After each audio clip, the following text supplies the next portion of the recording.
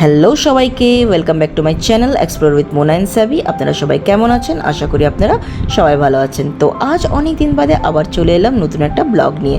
As আমি আপনাদেরকে আগেই বলেছিলাম যে আমি আমাদের কৈখালী ঘোষপাড়ার অন্নপূর্ণা পুজোর ব্লগটা নিয়ে খুব তাড়াতাড়ি আসবো। তো চলে এলাম আজকে। তো প্লিজ আমার সাথে আপনারা থাকবেন কিন্তু। তো চলুন আজকের এই ব্লগটা শুরু করা যাক। তো এখন আমি যাচ্ছি অঞ্জলি দিতে। তো অঞ্জলিটা আমি দিয়েছিলাম অষ্টমীতে, আর অষ্টমী ছিল 16 এপ্রিল, যেটা মঙ্গলবারে হয়েছিল। আর তখন আমি এই ভিডিওটা এডিট করতে পারিনি বলে তখন আমি দিতে পারিনি, তাই আজকেই দিলাম। তো এখন আমি যাচ্ছি অঞ্জলি দিতে। আর দেখছেন এখানে মেলার সব কিছু কিন্তু তৈরি হচ্ছে। আমার দেখেই খুব মজা লাগছে যে মেলাটা শুরু হবে। তো আগে চলুন আমি আপনাদেরকে পুজো মণ্ডপের ভেতরটা দেখাচ্ছি। তো চলুন আমার সাথে। তো এখন আমি ঢুকে গেলাম। তো দেখছেন এখানে অঞ্জলি হচ্ছে, সবাই এখানে আসে, খুবই ভালো লাগে। আমার বিয়ে হয়েছে 2015। তো 2015 থেকেই এই পুজোটা কিন্তু আমি প্রত্যেকবার আমি দেখি, আর খুব আশায় থাকি প্রত্যেকবার যে কখন এই পুজোটা হবে আর আমরা পুজোটা এনজয় করব, প্লাস এই মেলাটা এনজয় করব। আমার ভীষণ ভালো লাগে অন্নপূর্ণা পুজো, স্পেশালি মেলা। তো এখানে অঞ্জলি হচ্ছে। আর সেদিনকার ছিল প্রচণ্ড গরম, বাট গরমেও ভালোই লাগছিল, এমন কিছু খারাপ লাগছিল না। আর পুজো বলে কথা, সেই গরম কি তখন আর লাগে? একটুকু লাগে না। আর দেখুন মায়ের মুখটা কি সুন্দর না লাগছে, কি সুন্দর লাগছে দেখুন।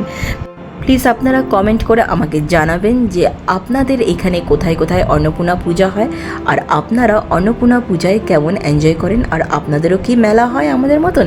প্লিজ আমাকে কিন্তু কমেন্ট করে নিশ্চয়ই জানাবেন। তো এখন আমার অঞ্জলি দেওয়া হয়ে গেছে।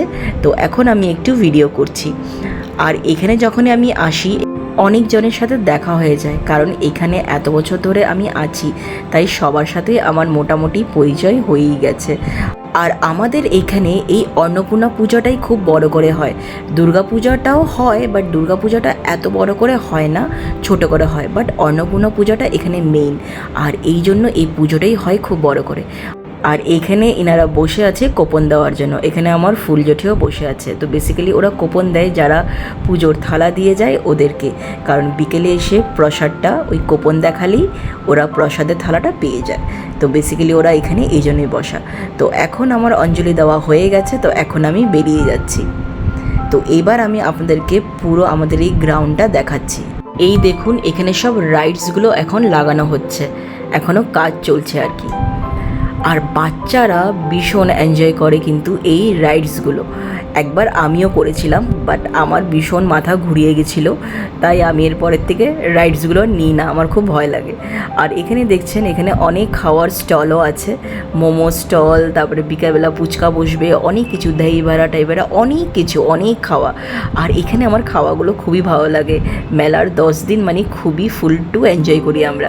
আর এখানে দেখছেন এই স্টেজটা, এখানে কিন্তু বিকেলবেলা শুরু হয়ে যাবে কালচারাল প্রোগ্রাম। আমি এই ব্লগটা নিয়ে কিন্তু কালকে আসবো। খুব সুন্দরভাবে স্টেজটা সাজানো হয়েছে, শ্রী শ্রী অন্নপূর্ণা পুজো। আর এখানে পুরো মণ্ডপটা। তো কেমন লেগেছে কিন্তু এই পুরো ব্লগটা আমাকে কিন্তু আপনারা কমেন্ট করে নিশ্চয়ই জানাবেন।